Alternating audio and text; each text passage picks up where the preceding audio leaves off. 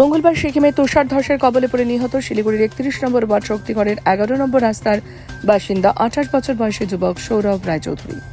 জানা গেছে, সৌরভ বেসরকারি একটি সংস্থায় অফিসের কাজে আরও ৩ জনের সাথে সিকিম গিয়েছিলেন। সেখানে বরফ পড়ার খবর শুনতে পেয়ে দেখতে যান। সেই সময় প্রবল তুষারঝড়ে আটকে পড়ে তারা। বাকি ৩ জন আহত অবস্থায় বেঁচে ফিরলেও তুষারে চাপা পড়ে সৌরভের মৃত্যু হয়। সেনাবাহিনীর উদ্ধার কার্য শুরু হওয়ার অনেকটা সময় পরই সৌরভের নিথর দেহ খুঁজে পাওয়া যায় বলে কাকিমা রুনু রায়চৌধুরী জানান। বুধবার সকালে তার বাড়িতে দেখা করতে যান শিলিগুড়ির মেয়র গৌতম দেব। তিনি জানান, সিকিমে ময়নাতদন্ত হওয়ার পর সৌরভের দেহ শিলিগুড়িতে নিয়ে আসা হবে। বাকি ৩ জনের চিকিৎসা চলছে সিকিমে। সুস্থ হলে তাদেরও নিয়ে আসার ব্যবস্থা করা হবে। সরকার আর্থিকভাবে নিহতদের পরিবারের পাশে থাকবে বলেও জানান মেয়র।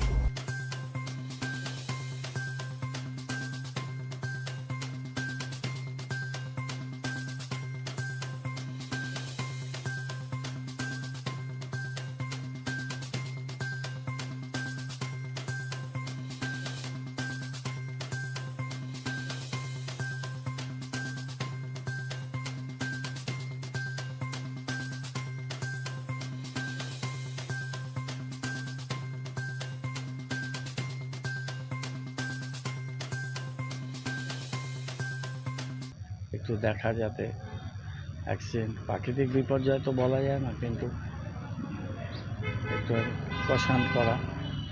কলকাতা একজন মারা গেছে, আর যারা আহত তাদের ট্রিটমেন্ট হচ্ছে ওখানে। এখানে নিয়ে আসলে আমি মেডিকেলে বলেছি, আমরা সব অ্যারেঞ্জমেন্ট রাখছি। বাড়ির তো আর্নিং মেম্বার এই ছিল বলছে, মানে কতটা পাশে থাকবেন আপনারা? এগুলো বলার কিছু অপেক্ষা রাখে না প্রেস মিডিয়ার কাছে। সারা জীবন এই কাজই করলাম, মমতা ব্যানার্জি এটাই শিক্ষা দিয়েছে আমাদের কাছে, এই জন্যই তো আমরা আছি। সবাই তারা দুজন সুস্থ প্রাণটা তো খুঁজে পেল, তাদের ছিল, কিন্তু ওকে কি এরকম করে নিতে হলো? একটা মাত্র ছেলে বাড়ি।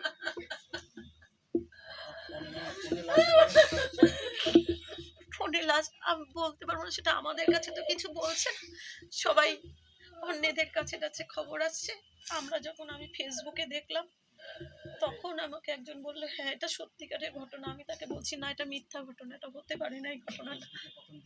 হ্যাঁ হ্যাঁ, আচ্ছা হতে পারে না। না না না না, সেটা এসআইটির থেকে খবর দিছে বাড়িতে। হ্যাঁ হ্যাঁ, মেজদি তো থাকেন না, বাইরে থাকে, কাজ করে, ওদেরকে খবর দিছে, ওরা চলে আসছে বাড়িতে, এসে তারপরে